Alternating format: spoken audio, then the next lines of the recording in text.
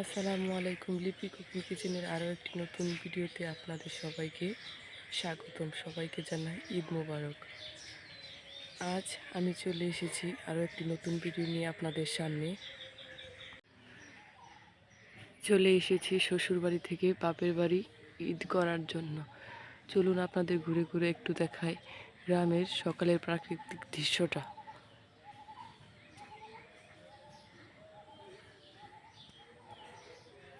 দেখুন কত সুন্দর সকালের প্রাকৃতিক দৃশ্যটা, যে দৃশ্য দেখলে মন এমনিতেই ভরে যায়।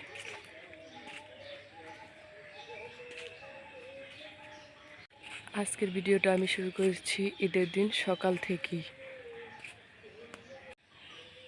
থেকেই আমি ভিডিওটা শুরু করছি। আমি সারাদিন কি কি করি সেটা আমি আপনাদের সাথে শেয়ার করব। আপনারা পুরো ভিডিওটা দেখবেন। আমাদের আজকের সকালের নাস্তা নান রুটি আর গরুর মাংস। আমি আমার মায়ের হাতে নান রুটি আর গরুর মাংস রান্না করে আপনাদের দেখাবো। রান্না হবে আমার মায়ের হাতের স্পেশাল গরুর মাংস এবং নান রুটি।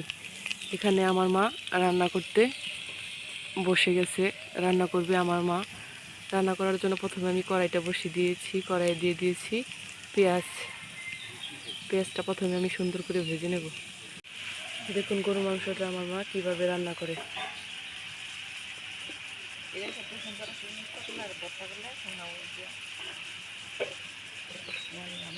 করলা ভর্তা খাইতে মজা লাগবে। এখানে দিয়ে দেওয়া হয়েছে আদা রসুন বাটা,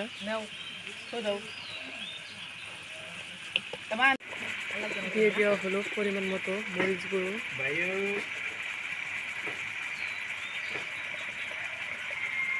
দিয়ে দেওয়া হলো হলুদ গুঁড়ো,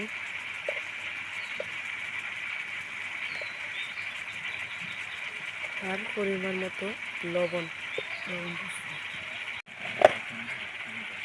এখন দিয়ে দেওয়া হবে দারচিনি, এলাচি আর তেজপাতা। গরুর মাংসের ভিতরে আমার সব কিছু দেওয়া হয়ে গেছে। এখন ঢাকনা দিয়ে রান্না করা হবে। এই মুনকার, এদিকে তাকাও। তুমি সকালে নাস্তা করছো মুনকার? এই মুনকার, এখন আমি যাচ্ছি জোনাকিকে ডেকে আনার জন্য। জোনাকি আমার এক কাকির বাসায় ঘুমিয়েছে, এখন ওকে ডেকে আনবো সকালে নাস্তা খাওয়ার জন্য।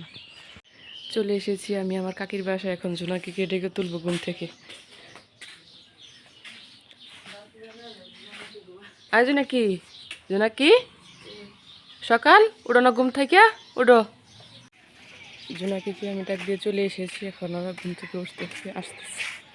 আমার গরুর মাংস রান্নাটা হয়ে গেছে। দেখুন কত সুন্দর হয়ে গেছে রান্নাটা। আমার গরুর মাংসটা রান্না হয়ে গেছে। আপনারা বাসায় অবশ্যই এভাবে রান্না করে খাবেন। মাংস থেকে সুন্দর একটা ফ্লেভার আসতেছে, দেখলেই খেতে মন চাইবে। নান রুটি করার জন্য এখানে আমি নিয়েছি গরম পানি, নিয়েছি ঘি, আর দিয়েছি সাদা তেল। এখন আমি দিব খাবার সোডা। খাবার সোডা দিচ্ছি পরিমাণ মতো। তারপর আমি দিব 1 চামচের মতো বেকিং পাউডার। বেকিং পাউডার দিচ্ছি। এখন আমি দিয়ে দিচ্ছি বেকিং পাউডার পরিমাণ মতো দিয়ে আটা দিয়ে সুন্দর করে মেখে আমি 1 ঘন্টার জন্য রেস্টে রাখবো নান রুটি করার জন্য। আমার নান রুটির আটাটা গুলা হয়ে গেছে। এখন আমি রেস্টে রেখে দেব 1 ঘন্টার জন্য।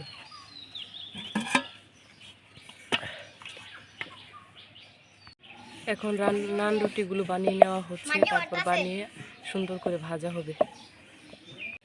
নান রুটিগুলো ভাজার জন্য কড়াই দিয়ে দেওয়া হয়েছে, এখন সুন্দর করে ভাজা হবে। দেখুন কত সুন্দর নান রুটিগুলো ভাজা হচ্ছে, খুব সুন্দর ফুলকো ফুলকো হচ্ছে রুটিগুলো।